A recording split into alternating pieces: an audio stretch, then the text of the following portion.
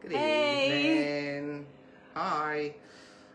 So this is a very special episode of Wellness of Wendy and Luke because this is our second episode of our keto journey, or my keto journey. Luke's keto journey. But we're going to do a live herbalist consultation. We are indeed. Look, it's all serious. I have my pad, my pen. All your glasses, you're very official. I know. Yeah. I am.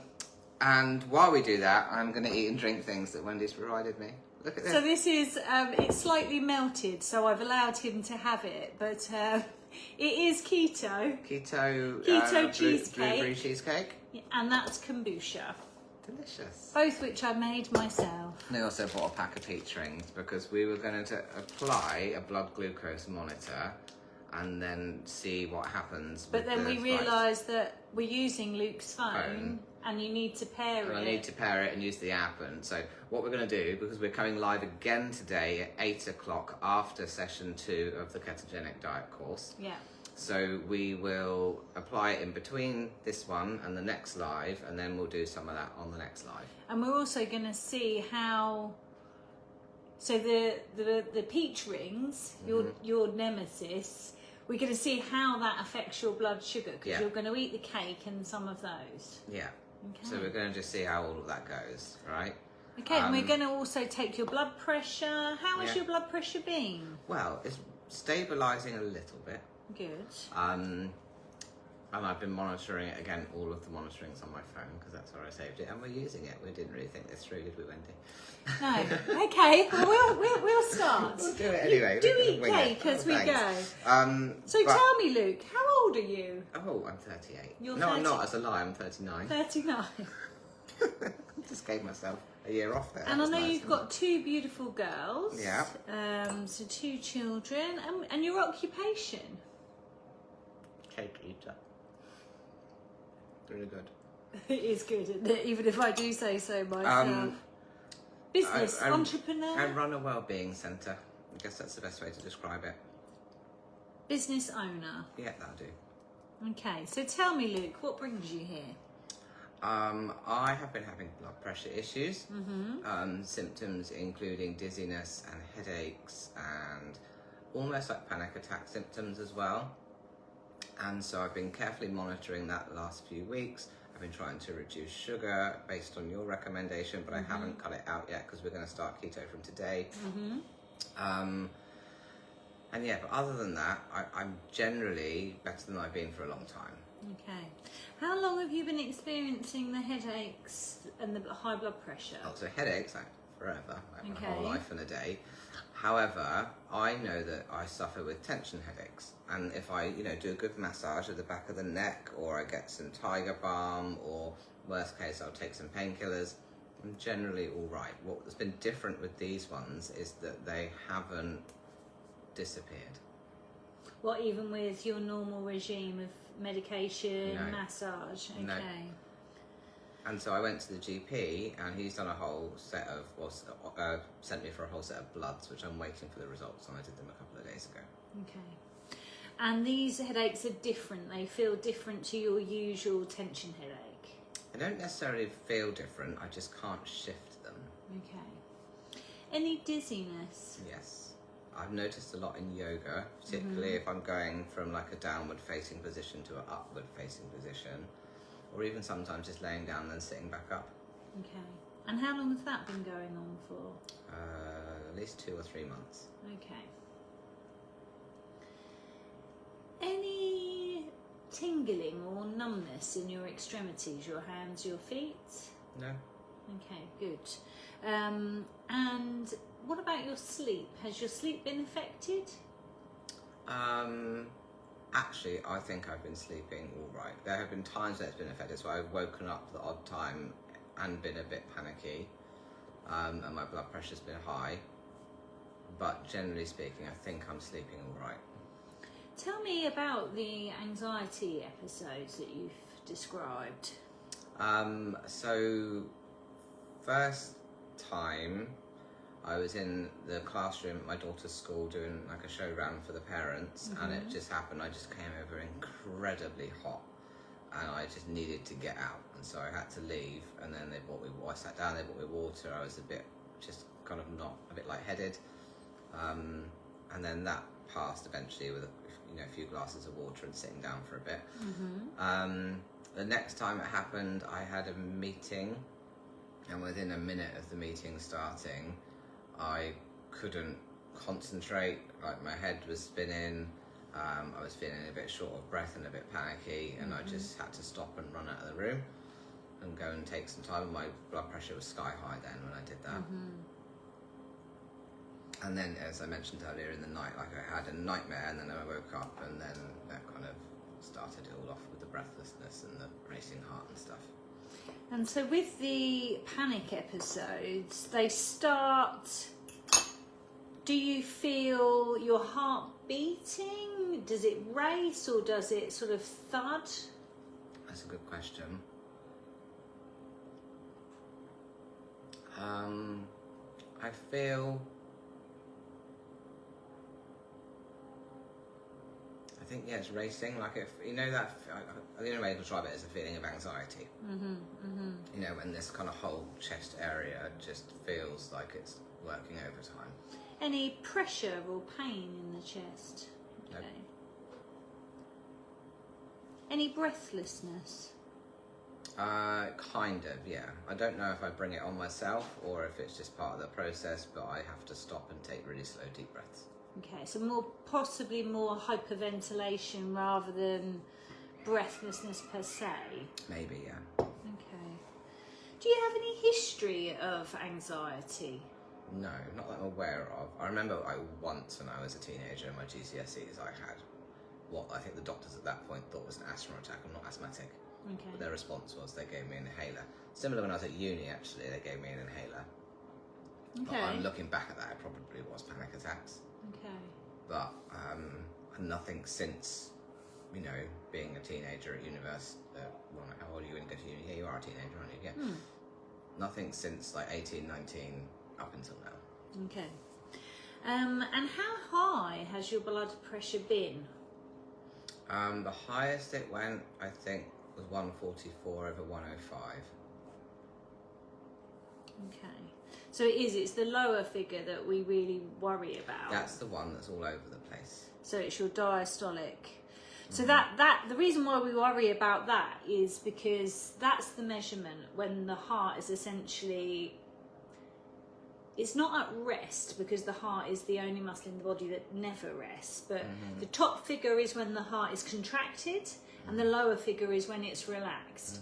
So if the blood pressure is high at the point where the heart is relaxed, that overall gives us a picture that the blood pressure is high. Okay. Okay, so yeah. That's been the number because it's supposed to be below 80, isn't it? Well, yes, but they don't take into account with that whether you're male, whether you're female, or your age. So over the years, the recommended healthy numbers have changed. It used to be 140 over 80, and now it's 120 over 80.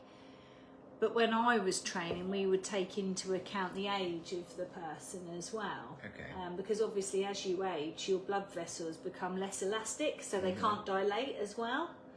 And obviously the more dilated your blood vessels, the lower the blood pressure will be. Okay.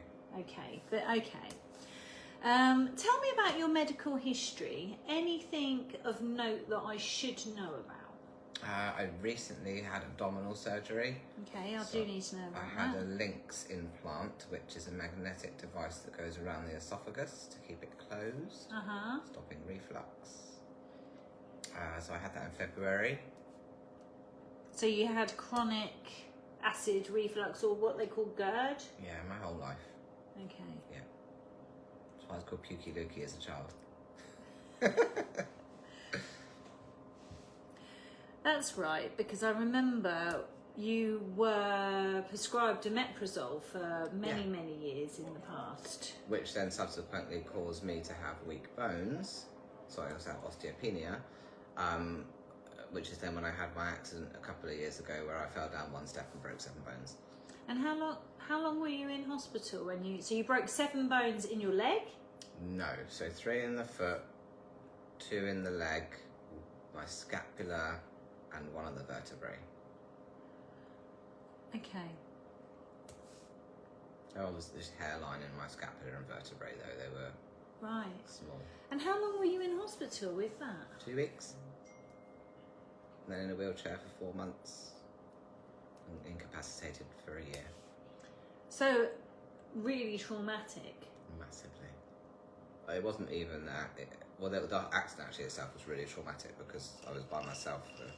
The ambulance didn't come for 2 hours. My leg was like hanging off sideways, flopping around. Oh gosh.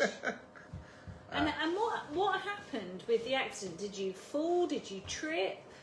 I just went to get the Hoover at my yoga studio and just stacked it down the back step. 1 step.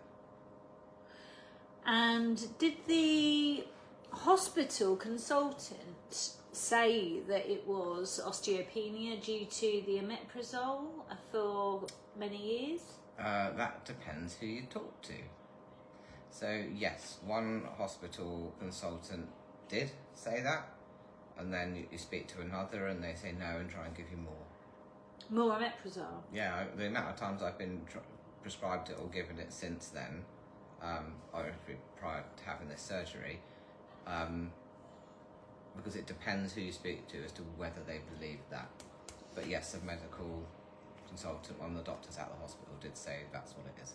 And how long had you been taking the omeprazole? Gosh, since I was about 18. Gosh, so what? On and off. I didn't always consistently take it, not because I wasn't having the issues, just because I didn't want to, or I would try and manage it through diet or other things. But yeah, pretty much 20 years. And I mean, we know that omeprazole long term is not great for the absorption, particularly of protein, but also calcium and minerals. It says on the thing not to use it for more than 3 weeks. Yeah. The problem with omeprazole is it's very effective as it reduces the acid, so people don't want to come off of it because as soon as you do, you have that rebound action. Okay, so really traumatic. And I mean, following your surgery, you basically lost your business, your job. Oh yeah, so I had to close down my studio. Amelia, our youngest, was just a baby. Like, the whole thing was just a mess. Our eldest daughter triggered all of her early life trauma. Then my husband had to hold us all together and still go to work and look after me and look after the kids, and it was just a chaotic mess. Did you find during that time of rehabilitation that you comfort ate sugar? I don't know if any different to any other time, to be honest. However, prior to that, because when Amelia was a baby and my business was doing really well, so I was really busy with the business, and we were having a newborn, we were eating unbearable amounts of junk food. Sometimes I'd take away 3 times a day because we just didn't have the time or energy to cook. And I got really unwell then. So diet history, quite poor diet, certainly at points. At points, yeah. When do you feel that your sugar addiction, if you'd call it that, started? I used to eat a Snickers bar, or the Asda's version of it that was called a Mighty, and a glass of Coke for breakfast when I was a kid. So sugar for breakfast? Yeah, it was just the norm. So I'm not sure my parents knew I did that. But I did.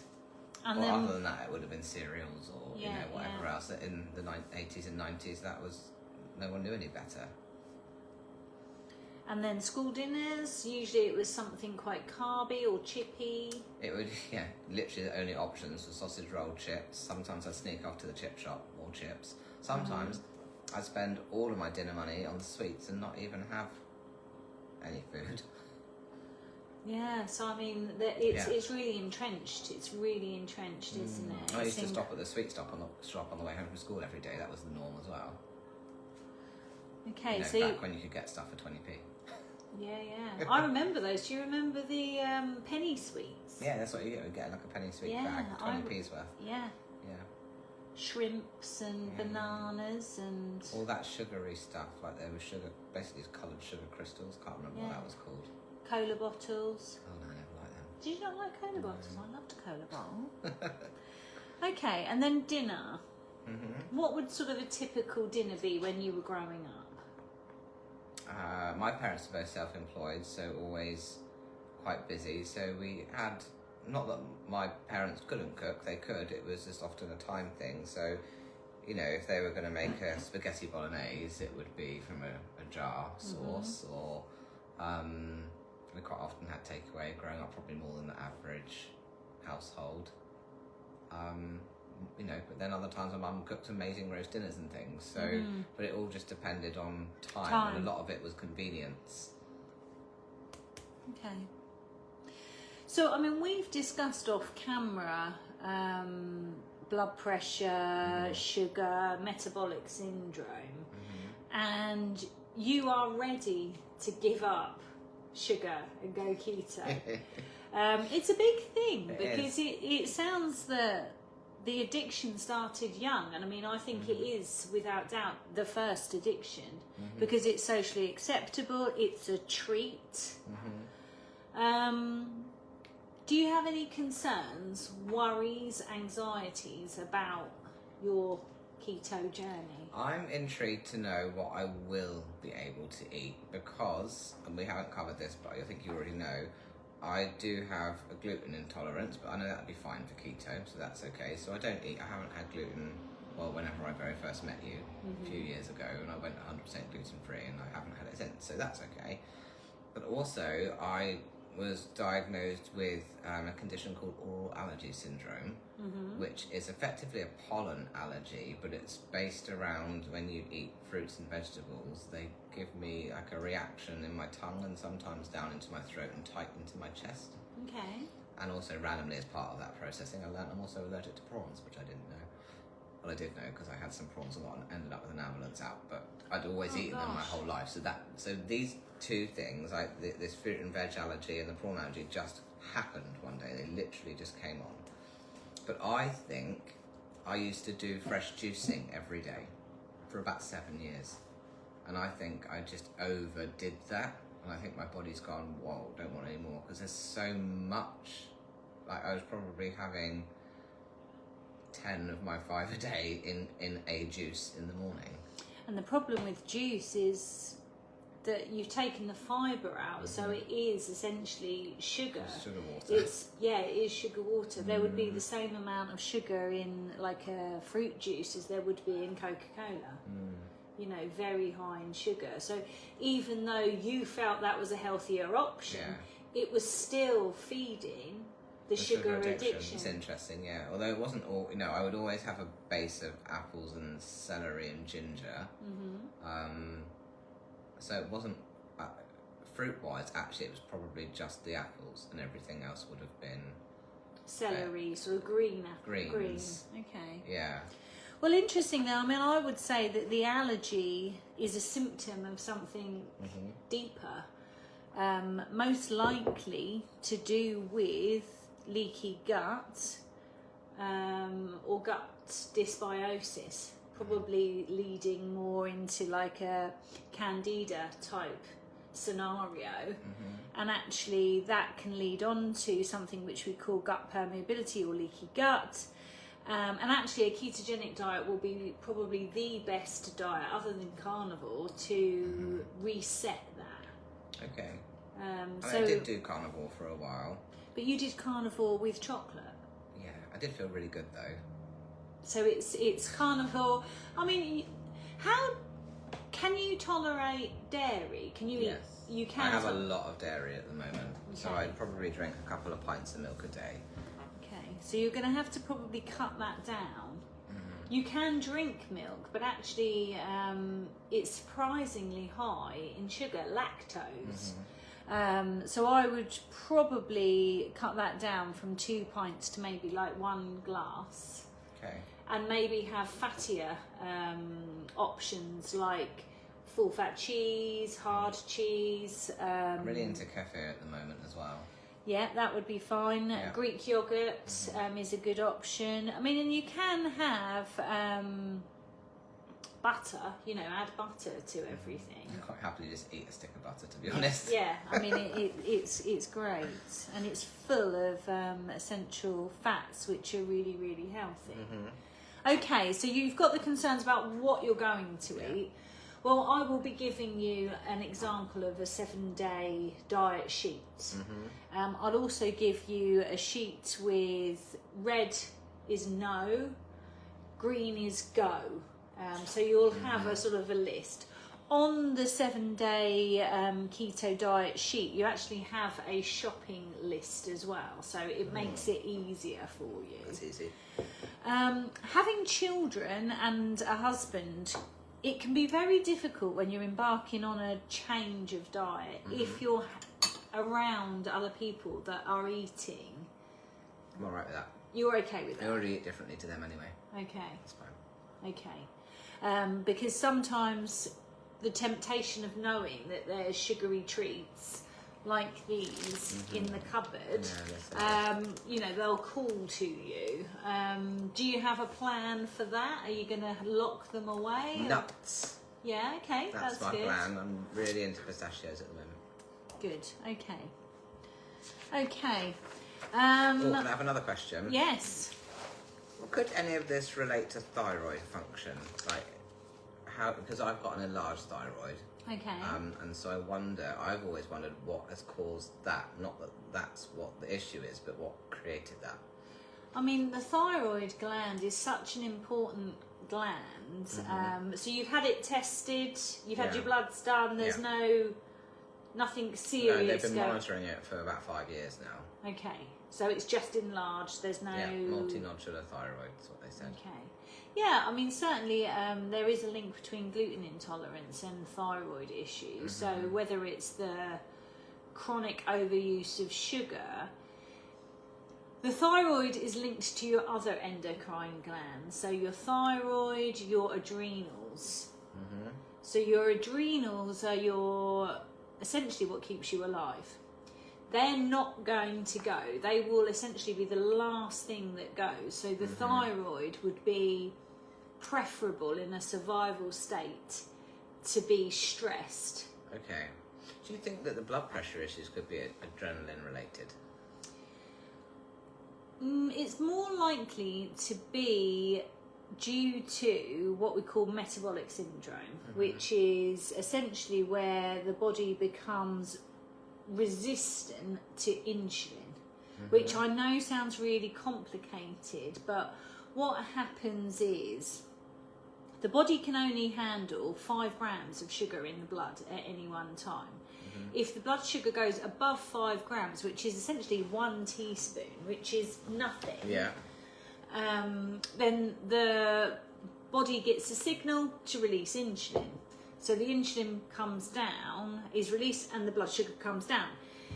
Over time, 10, 20 years of the body producing insulin from the pancreas, the cells of the body become resistant, i.e. they're not listening. There's like this background of insulin all the time, so the cells need more and more of it to reduce it down. Okay. That's what causes inflammation. But also the high level of sugar, the chronic sugar in the blood, causes something which we term glycation. And glycation, the way I explain this is, if you think of, we live by the sea, so if you think of South Sea rock, which is essentially sugar, isn't it? And they roll it, and they've got the name South Sea. It's literally just sugar. It literally is just sugar. And it's very brittle, isn't it? If you were to hit that, it would just break and shatter. Well, essentially, glycation, and it is more complicated than this, this is really sort of basic.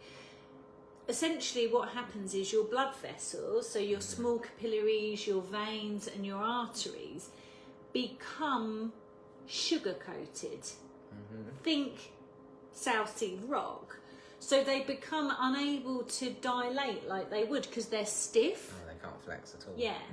So that's really what puts the blood pressure up. But also your red blood cells that carry oxygen, they become glycated. So they look like a kind of like a donut. So again, this is probably not a good analogy for a sugar addict, but think of a donut with a glaze. When they're glazed, they can't bend through the tiny, tiny capillaries effectively. So your extremities, your eyes, anything that needs oxygen through the blood vessels that have got tiny, tiny little capillary beds, they're starved of oxygen. Does that make sense? I really want a donut. I know, I shouldn't have used that analogy, should I? No. No, it does make sense. I need to think of another analogy No, for it's that. a good one for a sugar addict to tell, you know, because then if you reach for a donut, you'd be like, oh, my blood vessels. Yeah. Yeah. So essentially that is what causes high blood pressure. So it's directly due to the sugar. I mean, that's really basic, but essentially that's the way I think about it. So yeah, it's sugar. Talking of sugar, do you want to see how bad these are for you? Because you wanted to look at the ingredients, didn't you? So these You are... wanted to figure out how much sugar was in one. God, look at them. Oh, they're delicious. Oh, So... God, they don't smell it. God, they smell... They don't even... They smell of fake... Oh, they smell so good. So we always look per 100 grams. Okay, so, and then it'll always have of which sugars. So there's 53 grams of sugar, but of total carbohydrates, there's 80 grams. So 80% of these are sugar. That's lower than I thought. I thought there would be like 95% sugar. I guess the rest is gelatin, isn't it? Yeah, so I don't know. So I Got don't know. carrot in there. Look, it says carrot somewhere. But the really interesting thing here is that if you were to total up the rest of the ingredient, it must be water. It must be water. So, yeah. So fat is 0.1 grams. Fibre is 0.5 grams. Protein, 4.5 grams. So that's about 85 grams. So yeah, the rest of it must be sugar. So the protein would be the gelatin? Yes. Yeah. So essentially it is 100% sugar. Whereas 95% sugar really, there's a bit of water in there. It's so good. So yeah, the first ingredient is glucose syrup, then sugar, then pork gelatin, citric acid, lactic acid. Yeah, these are... They're like crack cocaine to me. Yeah, and they smell, honestly, they really don't smell good at all. That's interesting, because to me they smell delicious and No, inviting. they but smell, you they smell chemical. But how long haven't you had sugar for? Do you know, I was thinking about this today. It must be about 7 years. And that's, I reckon, why they smell like chemical to you and like delicious, life-giving nourishment to me. Well, no more of these, but we are going to allow Luke to eat a few of these purely for science to see how your blood glucose goes up. We call it post-prandial, so post-meal, and we'll see. We'll see what happens. Yeah. So we will apply that blood pressure, not the blood pressure monitor, the blood glucose monitor between this video and the next one at 8 o'clock, and then we're going to do that experiment and see what happens. I suppose I should take your blood pressure quickly as well. Yeah, let's take the blood pressure. So this is actually Luke's machine, so I haven't used it before. That's it. Okay, there we go. Amen. This goes over the artery. You've got a nice little That way. thingy, and then you just literally Press it on. so much easier than Press it one more time. Oh no, there it goes. trying to teach your grandmother to suck eggs. Sorry, there. yeah. Oh, eggs is another thing that you'll be eating a lot of. You keen on eggs? Yeah, I get it sometimes. Like I like a scrambled egg or a fried egg, but don't give me a hard-boiled egg cold. I've never eaten one in my life. No, I'm not a fan of those. I don't understand why someone would eat omelettes- something that smells like that. Omelettes are nice. Yeah, I've never had an egg sandwich either. Well, that's good because you're not having any bread. Gives me the ick a bit. Yeah, so 128/90. So it is high. It'll be interesting to see how that changes over time. Is there any family history that I should be aware of? There have been heart attacks in my family, not my direct family, but like grandfather on mum's side, uncle on dad's side. So they do exist. My grandfather actually was quite young when he died of a heart attack. Any diabetes, type 2 or type 1? Not that I'm aware of, no. Okay. And other than the accident and the acid issue with your digestion, any other medical history I should be aware of? Glandular fever? No. Chicken pox, measles, mumps? I had chicken pox as a kid. Any operations, broken bones, other than the ones you've told me about? Yeah, so I had my leg done. I had this stomach surgery. I had my tonsils out. And I had some surgery on my nose. Due to sinus issues? Yeah. That's probably due to the sugar consumption as well. Well, it didn't do anything, interestingly, and my nose has got so much better since I've gone gluten-free. Right, okay. What else? I always think, people always ask me, you go to a doctor, and I can never remember all the ailments, and then I leave, and I'm like, oh yeah, and this, and this, and this. So ask me some more questions of things that might be relevant, so I can try and remember. Energy levels. Oh yeah, I had massive fatigue issues. A lot of that was around the time when I talked about when Amelia was a baby and I was eating a lot of junk food. But I do still get fatigue issues, and I'm very susceptible to stress, and I do get some bouts of depression. So your stress can be a major factor for you. Yeah. So feeling overwhelmed. And sometimes then starting to lose cognitive ability, like I can't sometimes string a sentence together properly because I'm too overwhelmed. Or I also lose the use of my fingers. Sounds silly, but I start dropping things. When I'm stressed or overwhelmed, I just drop stuff all over the place. And then I get even more angry at myself for keep dropping stuff. And then bouts of depression in the past? Yeah. Probably, I think the very first time I recognised that I had that was when my dad was diagnosed with motor neuron disease. So that would probably be like 2000. Well, that's significant family history, Luke. Yeah. Did we forget to talk about that one? Yeah. Okay. So that would have been 2010, 11. And then he died in 2013. And then a lot of it has been, what do they call it? Acute? When it's like responsive to something. Yeah, I can't think of the word right now. Anyway, reactive depression. Yeah. So yeah, a lot of it's that, but sometimes I just go through bouts of just feeling, maybe it's more low mood than depression, I don't know. But often it's linked with just overwhelm. Like parenting for me massively has caused me periods of depression or low moods, and I had post-adoption depression with both the girls. Is that a thing? Tell me about that. Well, it's so complicated, but it's a lack of, probably just down to a lack of self-worth and self-belief. I am not a natural born parent. I've had to learn the hard way, and I didn't instantly love my children, and that creates layers of guilt. And then I couldn't control my own mood around them, and then that adds more layers of guilt. So yeah, it's a snowballing thing, you know. I think it's amazing that you're talking about it. Yeah, a lot of people don't talk about it, and they didn't talk about it enough in the adoption process. But yeah, it's a really, having children, the moment you have a child, you'll instantly feel guilty and ashamed of everything.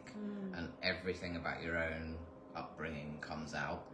And, you think you've got over some things, and then they come back. They're going to whack you in the back of the head. And so, yeah, I'm in a really good place now in that respect. Like, I think I'm doing parenting well now. But definitely, I beat myself up a lot through the early parts of adopting the girls. That's really interesting, because when you give up the drug that is sugar, it is likely that you will have memories come up, and the emotions that you use sugar to suppress will be rising up for sure. So that's something that we need to keep an eye on, you know. It's interesting, yeah. Because I think we do use sugar as a numbing. Absolutely. Like any drug. Yeah, absolutely. Yeah. We are self-medicating. We're just happening to medicate with a legal, but probably the most dangerous of all drug. For me, the things that fascinate me, and we're maybe going off on a tangent here, is like alcohol is legal, cigarettes are legal, sugar is legal. But as you say, they're probably the more damaging. I certainly know from the adoption process and looking at different children, that children with alcohol in utero are far more damaged than any others. You know? But yeah, that's the legal drug. Yeah, it's crazy, isn't it? So yeah, but anyway, back to that, there's a lot of layers of stuff, particularly because my girls have come with trauma, and then I'm like, oh shit, now I'm adding to their trauma, you know? Because and it's all, and I probably am not, is the truth. It's just that that's the self-judgment that comes out, you know? Well, I think it's important that we discuss tools that we can use, that when we're not able to self-medicate with food or specifically sugar, we have a toolkit of things that we can do. So going out in nature, walking, grounding with no shoes, feet on the ground can be really, really helpful. What about a live-in nanny? I mean, that Can yeah. you provide one of those? But it would give you more time to think. So, you know, we have to process these emotions, don't we? So when they come up, we don't want to suppress them down. But it can be gnarly. I mean, I remember one lady, she described it as feeling like she was a skinned cat when she gave up sugar. I mean, and that really stuck with me because, yeah, that was a really good way of putting it. That's big. Yeah. So emotions are going to come up, which is a good thing because it'll allow you to process them. Other tools that some people find really helpful is journaling, you know, talking about your emotions, externalizing them, talking counselling, doing a journal. All the services we have at the Wellbeing Centre. Well, yeah, I mean, you're best placed. We're surrounded by the right people. Yeah, so I mean, use them. You know, relaxation, meditation. You know, you're going to have periods where you probably feel quite angry. I have my punch bag out the back that you're more than welcome to use. Catch me there, like at 3 in the morning. But I know that you and your husband play a lot of board games, don't you? Games and play can be really, really helpful because when you're playing a game, you're totally immersed. The worst thing is just scrolling, doom scrolling. You know, that's something that gives so much dopamine very, very quickly that we want to get away from that. That's interesting. Yeah. Well, yeah, I know that. But do you ever find yourself just doing it without even realising? I don't have Instagram on my phone or Facebook on my phone. I remember. Yeah, you don't. Which is why we always use your phone. Yeah. Because I found that, I don't know if you've watched it, but there's a really good documentary called Social Dilemma. If you haven't watched it, watch it. And I think I have seen it. It's on Netflix, and it's actually by the people that created these social medias. Yes, and they're all ex-colleagues now. And how they made it to be addictive. Yeah, I have seen that. I think that was one of those lockdown things I might have watched. So I deleted it off my phone, but YouTube's my thing. But I sort of tell myself that it's purely educational, apart from the makeup videos that I watch. It's a slightly healthier place, YouTube, though, I think. Well, it's not ideal. But reading, some sort of hobby, you know, something that you can really focus in on, that takes you, something that you'll look up at the clock and think, wow, I can't believe an hour's gone past. Or like board games, to be honest, they're great escapism. So, I think and they use your brain in a really healthy way. Maybe you could set up a games night. Yeah. Do you know at the well, we did, but then nobody came. So, but I need to try that again. I think that would be really good. I'd be up for a games night because I think I do it. Yeah, I think it would be really good. I used to really like playing backgammon, but I don't know how you play that. Oh, now. I've got no idea. Yeah, but that sort of thing, because we do need to prep, tools to help with these emotions that will come up in waves. For me, it was about 6 months actually into giving up sugar that it really started. Oh, really? Yeah, it wasn't instant. I think initially you're quite evangelical about it, and once you've decided to do something and you've got all that motivation. So for me it was that sort of 6 months after. Okay. Do we say anything about ketosis?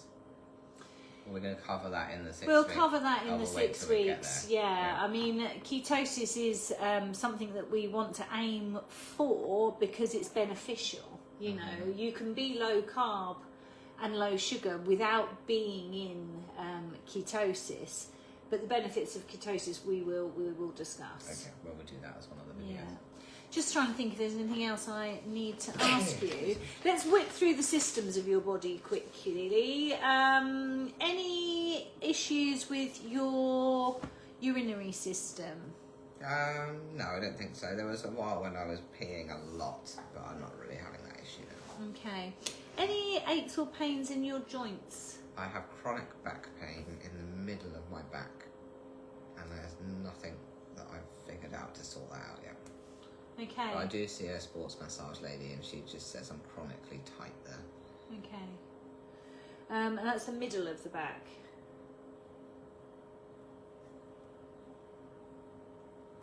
Any issues with your skin? Psoriasis, eczema, dry skin, acne? Not anymore. I had eczema my whole life, but then when I started making my own soaps, that's all disappeared. Okay. A nervous system, some tiredness, have had bouts of depression in the past. Sleep is okay, no insomnia at present. At present and fine, yeah. Okay, good. And apart from the acid reflux, any issues with your bowels? Not really. Do you have a bowel movement daily?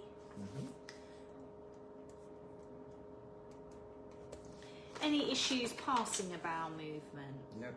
Okay, good. Okay, so we are going to help Luke with his sugar addiction. We'll probably give you a prescription with herbs to help keep your blood sugar balanced.